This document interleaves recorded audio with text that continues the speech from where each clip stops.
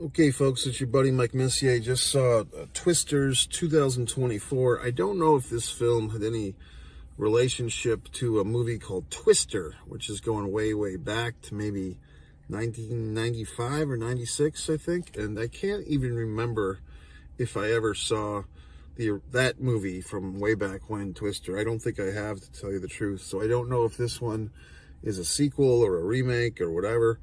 It didn't seem to be. I did see this early access screening on an IMAX screen. It was fun. I will get into the movie and the ifs and the whats and the nuances in a minute, but they did have this pre-movie Q&A with the cast, which was apparently live. A self-related or a self-identifying Latina lady, very attractive, hosted this thing. And she had like the three main stars of the movie and the director. So it's Glen Powell, who's been coming on strong. I mean, the first time I can remember seeing this guy was Top Gun Maverick. If you saw Top Gun Maverick, I saw that movie in the theater, believe it or not, 5 times. That's the record for any movie I've seen in the theater. Or a movie theater. I saw Maverick. I really guess you could say I like that movie, and he has a big part in that one. And then he did a Sydney Sweeney thing maybe 7 or 8 months ago. It came out, or maybe 9 months ago, where he played the love interest to Sydney Sweeney. It does seem like Glenn is getting all these, romantic interests in these movies with these beautiful females. Good for him. What else? But yeah, he did produce this Blue Angels movie that I saw maybe 4 or 5 months ago. So this guy's pretty active now. It just seems like he kind of came out of nowhere, because I don't remember seeing him before Top Gun Maverick, but maybe he was in some TV show that I don't watch or some Netflix series that I don't watch. A lot of stuff on TV that I don't watch. So I miss out on these people becoming famous, before our very eyes. I mostly go to the theater to watch films, feature films. Let's see who else. The guy, there's another guy. There's like the love triangle is it's interesting. There's a lot of stuff in this movie going on at once. The movie is fairly long. I think it was 2 hours and 14 minutes. The guy, I think the characters, our buddy there, Glen Powell, plays Tyler. The other guy is Ravi, I think, or Ari. That's the secondary guy. And then the main focus, really, the central character, is a female character, Kate. Kate, see, this is the thing, and I guess I'll get into the nuances, but before I get into the story, let me just say, if you think you're going to go see this movie, I highly, highly, highly suggest this is the movie to see on IMAX. This is the movie, if you don't have IMAX in your town, if you have something called Big D, which one theater somewhat near me has, I haven't gone in like a year, but Big D through AMC, that one's in Yulee, Florida, kind of obscure, but they have this thing called the Big D Theater, it's pretty damn good. It's like Dolby, but even bigger. It's pretty impressive. Well, whatever you have, if you have Regal, like the XD, there's a Regal Theater here. That's their best auditorium, their best screen. And then Cinemark actually always has really top of the line theaters, but I think even in the Cinemark world of theaters, they have like a special theater. They do have, this one might be fun for this, the rocking seats. I don't know if you've tried that. I've done it a few times. I actually don't think I like it. I don't think I like the roller coaster seats. There's these movie theaters now that have like installed, basically a roller coaster seat of sorts. Like, it's still a nice comfy chair, but your seat like jerks around and shakes around in synchronicity with the film. That's a thing now, okay? And so I have done that a few times. I tend to find out that I don't enjoy it as much as I think I would. Like, it's a good in theory for me, but in practice, I don't enjoy it. Okay, moving forth. So yeah, see this one. This is the movie. If you end up seeing this on just the matinee 2:30 screening a month from now, it's going to suck. Like, if you don't see this movie within the first maybe two 2 weeks, some other big movie is going to come along and bump this one from the IMAX screen and the Dolby Digital. This is how fast the turnover is, folks. You know, it's not the days where you had like one big blockbuster movie a summer. Like, you know, this is the summer of Rambo, or this is the summer of Back to the Future. This is not those days. There's so much competition. There's so many movies coming out, production studios, and they're fighting for these big screens. So I'm telling you, if you want to see this one, Twisters, you got to go soon. And not because of the crowds, but because you don't want to see this one on a secondary screen. And for me, just with this particular IMAX theater, there's an IMAX screen, there's a Dolby Digital. That's like top level. That's like the top level. And I'm starting to favor the IMAX screen over the Dolby Digital. It used to be reverse. The difference is Dolby Digital auditorium has the reclining seats, and the IMAX are still comfortable, but they do not recline at all, and you have no leg support. So I would say, you know, pick as you would, but definitely, if I haven't stressed it enough, I think you get the point. See it on the best screen you can. Otherwise, you're going to be robbing yourself. I don't know if the story is strong enough. If you saw this on a third level screen, or God forbid you watch it at home. Oh, I'll save it for home. I'll watch it at home. I'll stream it. It's not going to do a goddamn thing. You can think that you have some nice home projection system or some nice big TV, and it'll be fine.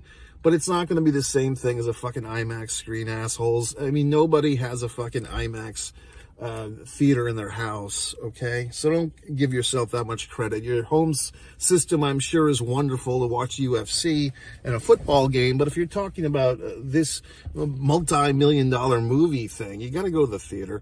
I got into some argument on fucking whatever, Threads. I got into some bickering contest with some person.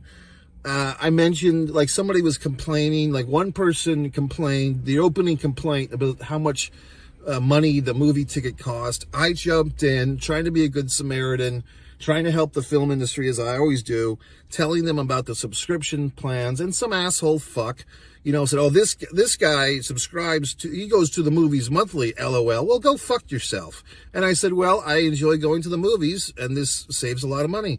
And this fucker's response was, well, why go to the movies at all when you can just watch TikTok? And he wasn't joking. There was no LOL or no sarcastic emoji.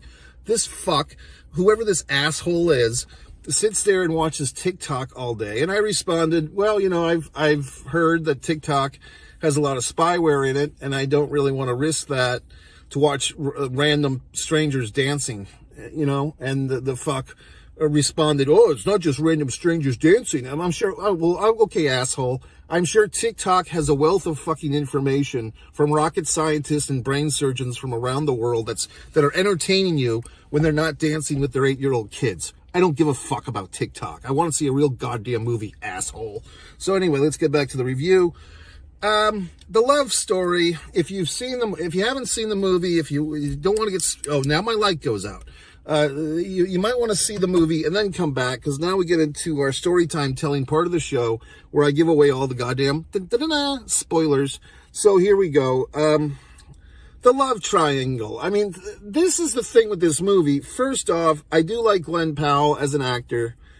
I don't know how old this gentleman is, but he plays very mature. Like, I think that's what it is. He might be 45 is what I'm guessing. He does look like he looks like a movie star, because he is, but it kind of feels like this guy is coming on strong 20 years too late, because if he's 45 now and they're putting him in movies as the romantic interest to Sydney Sweeney, and she's 25, 26, I don't know.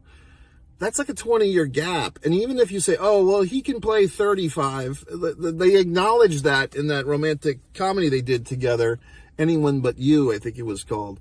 Like, this Sydney Sweeney character called him an old man or some such thing. But there's still a 20-year gap. Now, Sydney Sweeney is so, let's say, developed in her, appearance. You can kind of pass But even then, it felt a little awkward. And look, age gap relationships, it's like the hot new trend. You know what I mean? Like people are dating their grandmother's best friend and so forth. So who am I to judge? I'm just saying it doesn't always play right. In this particular movie, because the female actress, her first name was Daisy. I don't remember ever seeing her before. Once again, she's probably famous. I don't know who she is.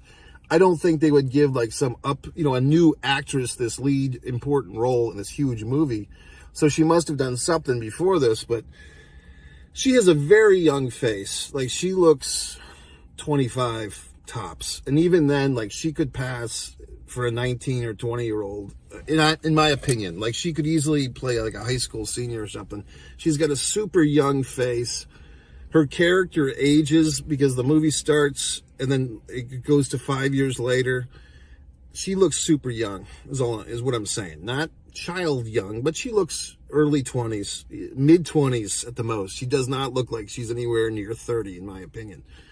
Our buddy here, Glenn Powell, his character's name is Tyler.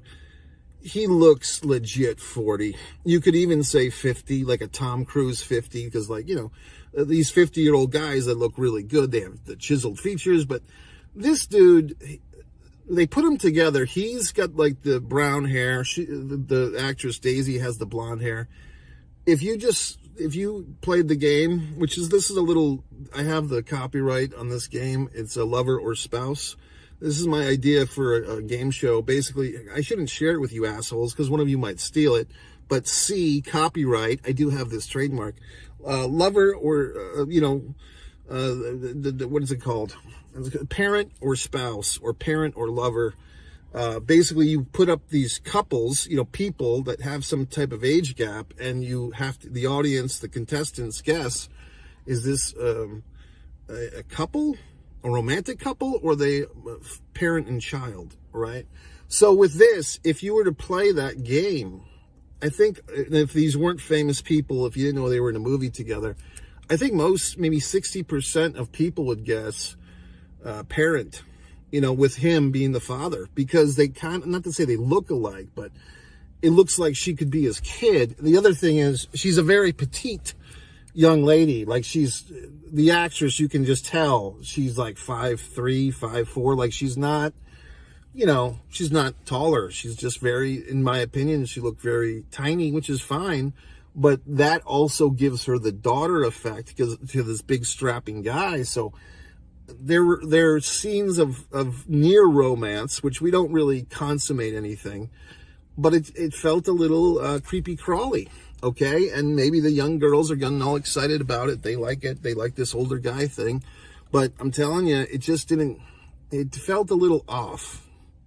There's a scene where the Daisy, the fucking character, whatever her character name is, Kate introduces this guy to her mother, played by Maura Tierney, who's now become like the Southern mom, because she was the Southern mom in the fucking Von Erichs movie. She played Doris Von Erich in The Iron Claw last November that came out, a movie that I enjoyed thoroughly, and interviewed one of the actors, Kevin, who played Harley Race. I've interviewed him twice on One Man and a Camera Films YouTube channel, and I think you can find that on this channel, One Mike Messier. But basically, Maura Tierney in real life is probably more age appropriate, as they say, to Glenn Powell, because Maura's probably 50, maybe 55. And I'm telling you, I think I'm being generous when I say that Glenn, I would guess 42, because he probably is closer to 50. He just, looks really good for his age, right?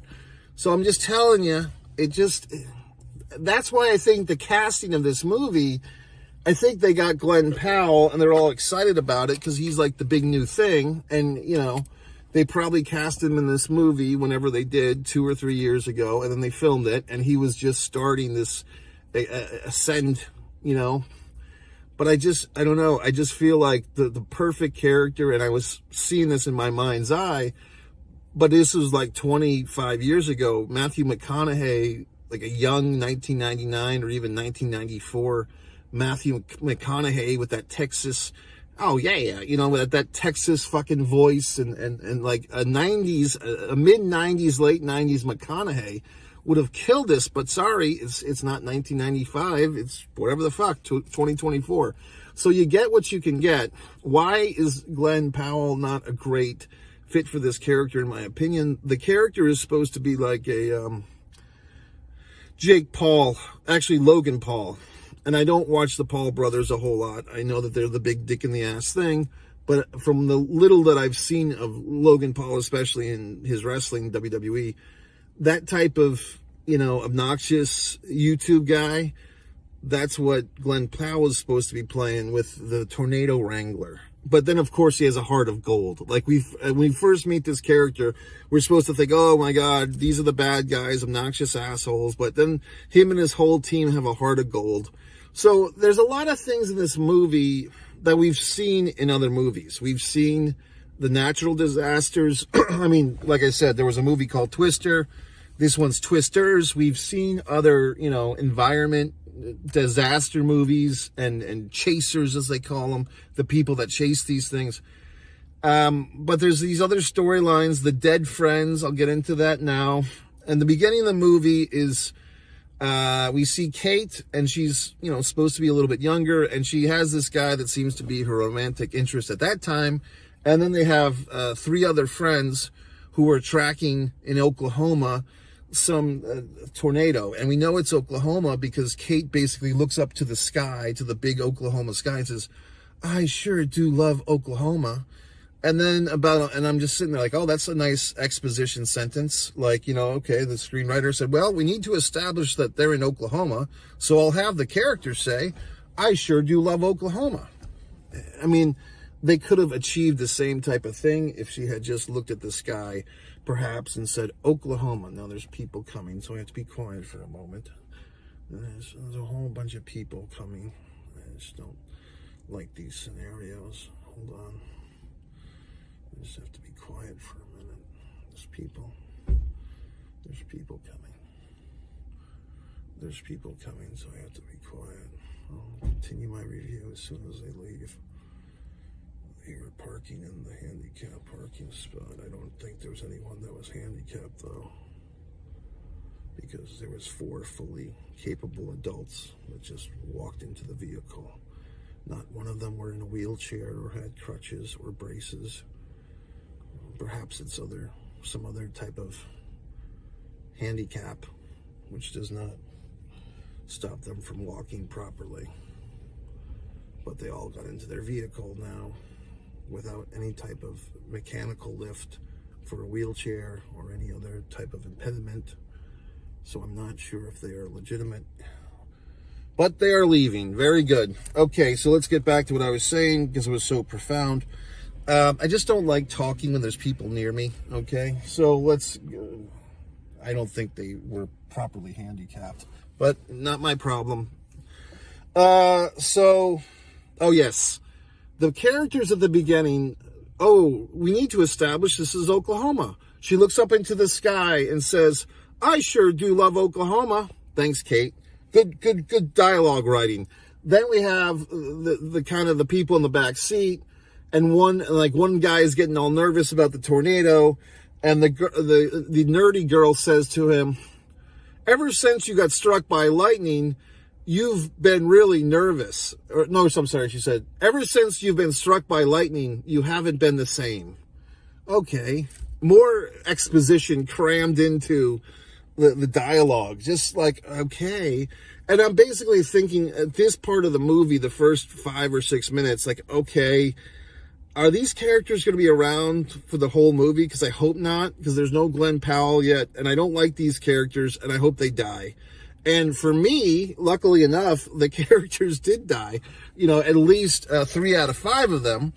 And the opening scene is actually really quite good. It's like basically Kate, who's like this little, scientist type. She has this invention or this technique she thinks that's going to tame the tornadoes. Like she's going to be a tornado tamer, and she's going to like put chemicals up into the sky to actually lessen the damage caused by these things, which is pretty profound. I don't know if that's an actual thing or if that's just fictional for the movie's sakes.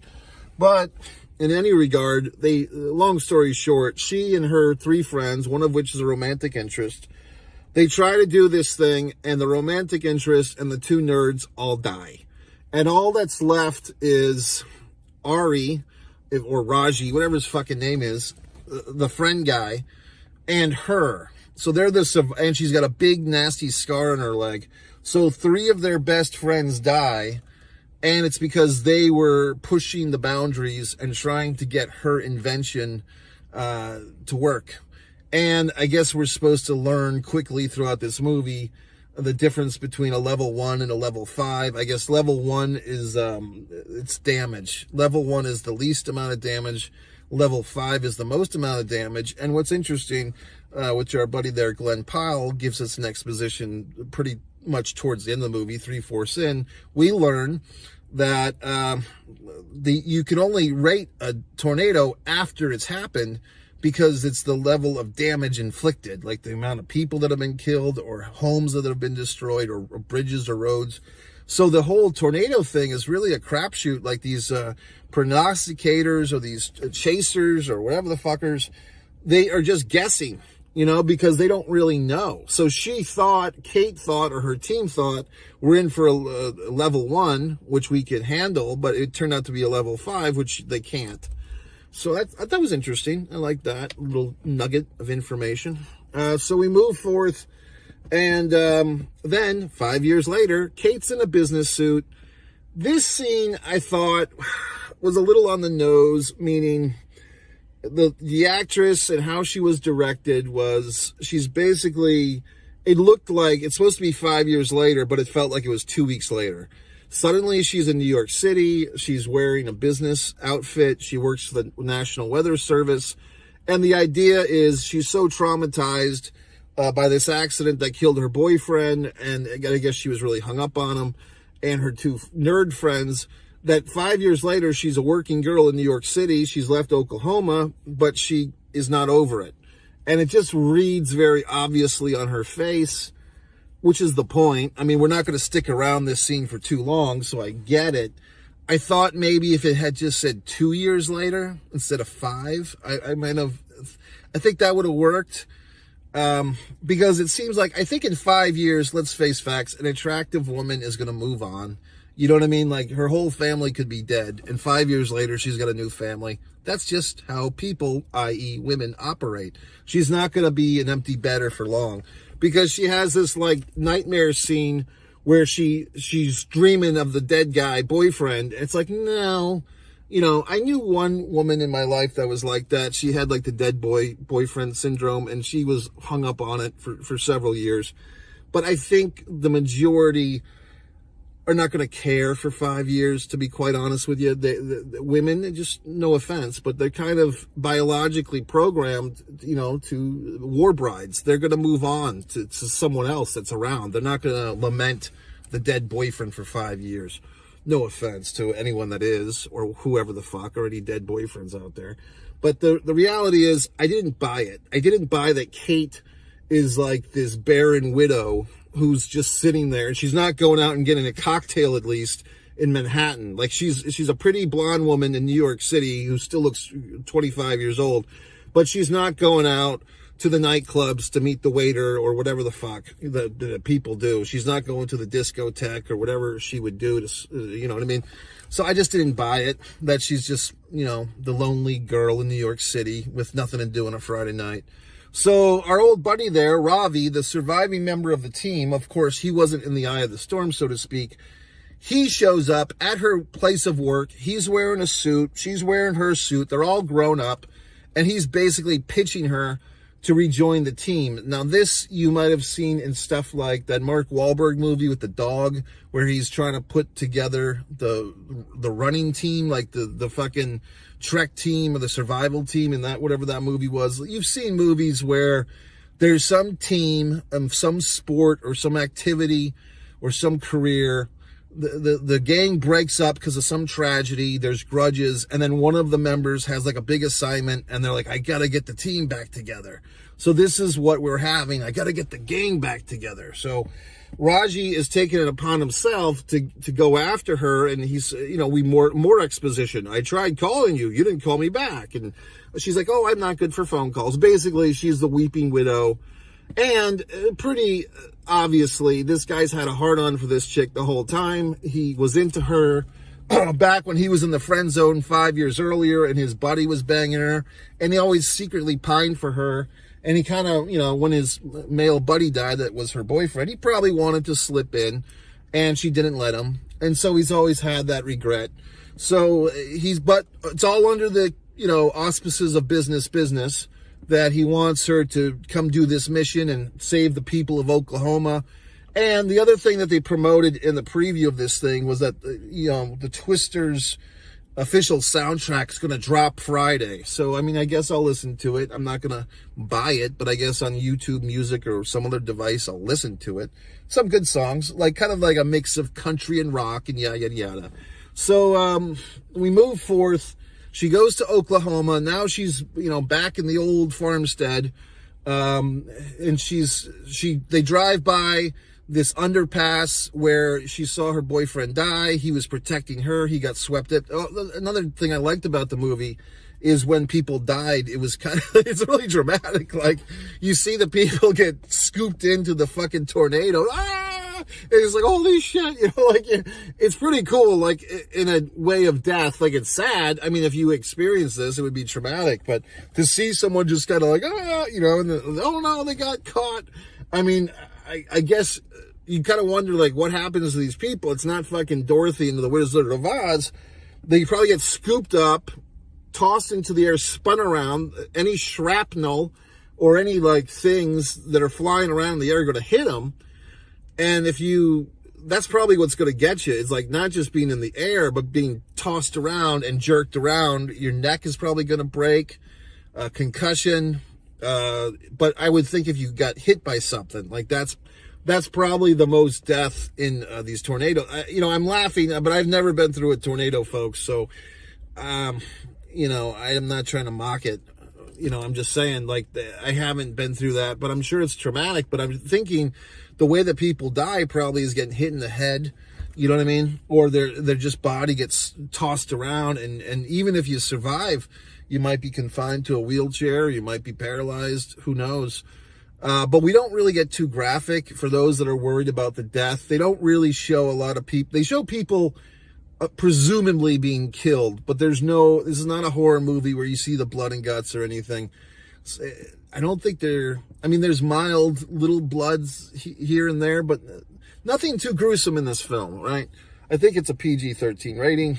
So, anyway, so now she and Raji are back in business, and he's got this whole professional thing now. He's no longer a kid. It's 5 years later. He's got his whole team, and they're going to do their thing. But then we find out that the marks, the idiots, the civilians, anybody with a $10 app, as one of the characters says, can track a tornado now, because all these common folks come out of the woodworks, and they're going to track tornadoes. And then the belle of their ball comes out, and that's the Tyler character. Finally, 10 minutes into this movie, maybe 15, we get who I thought was the centerpiece, Glenn Powell, but now I'm learning it's not Glenn Powell, it's Kate. So Glenn Powell is playing, like I said, the Logan Paul-esque guy, and that's why he does his little finger routine, because it's the tornado chasers, and they're like YouTubers. So now we're supposed to be, this is what got me. I felt like Glenn Powell, he just looks so mature and confident and strapping. He does not look like a fucking YouTube asshole. You know what I mean? He looks like this is a businessman. So there's a few moments where they put Glenn Powell in the selfie mode. It doesn't feel genuine to me, because he's too brash looking or too Donald Trump Jr. looking to be a fucking YouTuber. It just did not apply. It did not work for me. That's what I'm saying, which is, like I said, he's a great actor. I just didn't buy it that a guy that looked like that would be doing this horseshit YouTube thing. It just didn't work. It really didn't. And like I said, that goes back to, as soon as you see Kate, look him over, you're like, okay, these two characters are going to fuck. You know what I mean? And then it's like, okay. But then you never do. And that's because they're dealing with the fucking twisters, the tornadoes, and all the horse shit, and all the science. And there's so many things in this movie. You wouldn't think that a disaster movie, yes, these disaster movies always have these human elements, you know what I mean? Because they want you to feel something for these characters. They're not just bodies to get smashed around. But at the same time, it felt like we had, like Raji is going into business with some Texas billionaire guy who's buying the land from people that just lost their homes, and the ethical, like, that's a whole fucking rabbit hole. And I did think that Ari or Raji, whatever the fuck, having like this 5-year crush on this chick, and he's just he's put on this own chastity belt for this girl for 5 years, we would be led to believe. But he gets friend zoned pretty hard. And I did like those moments where, like, you could tell that Ari or Raji, whatever his name is, he's getting all pissy because, like, he's the one that fucking flew her out here. Like, she's here on his dime. And of course, she's trotting off with the cowboy man, with Tyler. So, I mean, that, like, oh, you're the guy that's, like, paying me to be here. You're the guy that's, like, bringing me out and sought after me for 5 years. But I'm going to go with this Texas stud of meat. Like, she's going to run off with the new stack of dick because, Raji doesn't do it for her. So he's the friend. He's the fucking friend loser. And she needs to be with the hot, Matthew McConaughey-esque old Glenn Powell. So sorry, Raji. Sorry, normal guys. You're friend zoned, and the hot chick goes with the stud. That's the fucking moral lesson. Okay. So, but of course, he still simps after her. And by the end of the movie, Raji there is patting old Glenn Powell, Tyler on the back. Like, go get her, man. That's my boy. Like, he's like cheering this competition guy to go fuck the chick because he's accepted and now he's happy to be the fucking loser friend zone fuck. That's how I saw this thing. Now, most people want to see it like this. They would just say, oh, cool. And we never even see, from what I saw, I don't remember seeing a kiss, like we never see, and which is probably for the best because, like I said, they looked like father and daughter throughout this thing, at least to me. So to actually see them commence a kiss would be kind of awkward, I would think, but maybe not. But I mean, really, what you would want if Glenn Powell was like 5 years younger and the actress, actually, Glenn Powell was like 3 years younger and Daisy, the actress, was like 5 years older, it would have worked, I guess. It really felt too like they were related. They just looked like they were related more than romantic. But hey, it's the South, who knows? Hoo-hoo. So anyway, and poor Raji sitting there with his dick in his hands, playing the fucking simp. Sorry, pal. That's your role in this whole orchestra of romance. I did like some of the supporting characters. There was this one girl, female woman on Tyler's team, and she, spoiler, she almost fucking dies at the end.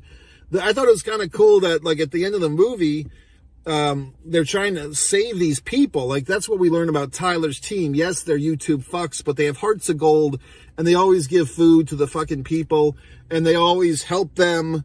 And there's like, they put all these fucking Southern people in the fucking movie theater, and, some in the movie theater is getting smashed by the fucking tornado, and Kate goes out to save the day because she's the central character and hashtag girl power, and she's redeeming herself. That's the other thing, by the way. We've seen that in other movies, even Top Gun and Top Gun Maverick. Like, okay, Kate accepts the blame for the death of her 3 friends, including a boyfriend, a man that would have been her love interest.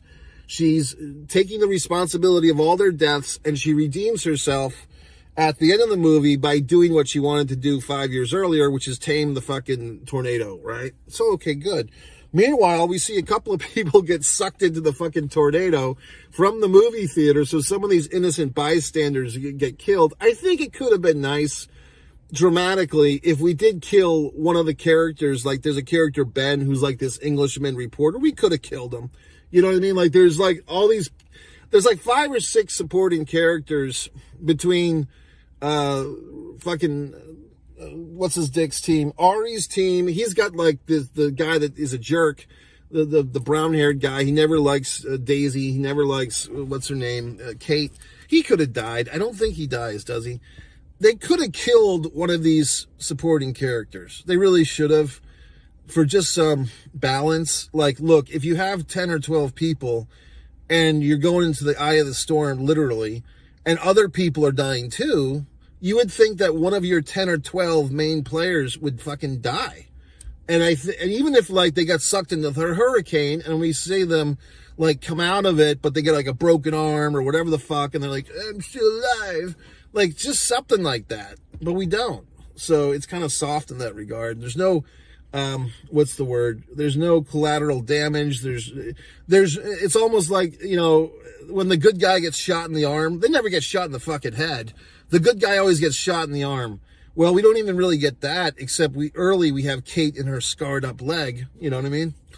But we don't have like a nice death of a supporting character. We should have. I mean, they might be leaving this thing open for sequels. Who knows?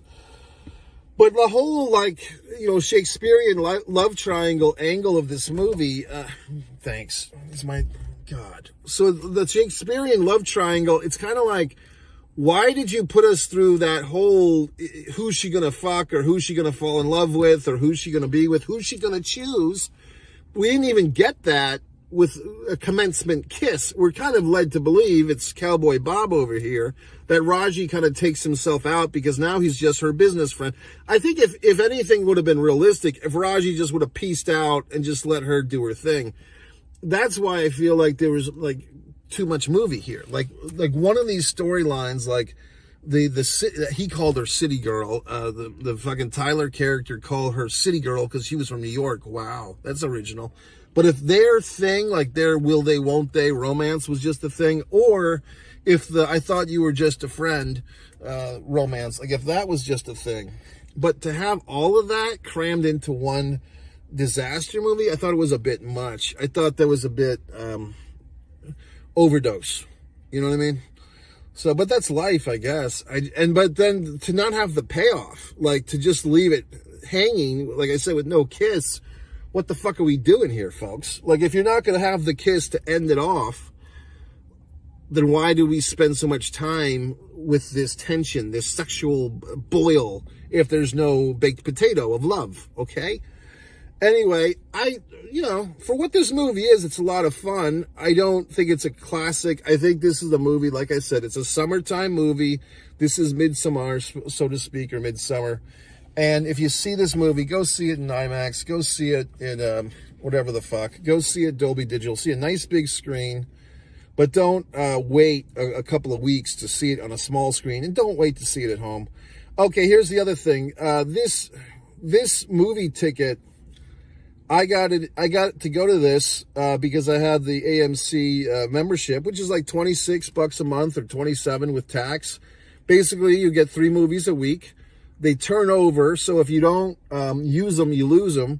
But basically, if you do the math, fine, folks, if you see 2 movies or more a month, you have gotten your value. This movie alone, for just this movie on IMAX in this preview, for one ticket for one person, adult, $18.79. So some people I knew were thinking of going to this. They did not show up. They were asking me how much the tickets were. Of course, they could have just looked on the fucking app and figured it out for themselves. But I, being a nice guy, did all the fucking math, found the price, $18.79, and then also said, if you just get the monthly app like I've been telling you for a year, then you would pay $25. You can see 2 movies this month, and you'll more than make. They just didn't show up. Because that's the problem with people, like, they don't want to put the little extra effort in. It takes too long it's 5 minutes to fucking get the app and pay for it. And then you enjoy yourselves at the theater and you do something with your time in your life. You have a little thing to do. And you don't pay every time you go to the movies because you've already paid, unless you want to buy concessions. And of course, assholes always have a thing. Oh, I hate the movies because of the concessions. Well, shit for brains. There's these things called pockets and you can sneak shit in. I broke the fucking matrix on that one. No one's done that before.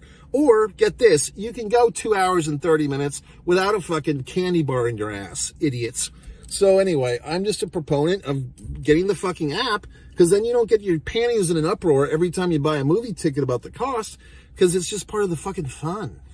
So anyway, you can weigh the consequences, $18.79, or the fucking whatever the fucking monthly subscription. I say this is a good movie. It's not a great movie. See it on the big screen. Good summertime fun. I've pointed out the boils on the armpits of this movie, which is basically the age gap things and the other stuff. MikeMessier.com, One Man in a Camera Films. for my wonderful films. My artwork is on one artist, Mike Messier, and here's my goddamn artwork for today. It's a really good one. I thought it was good.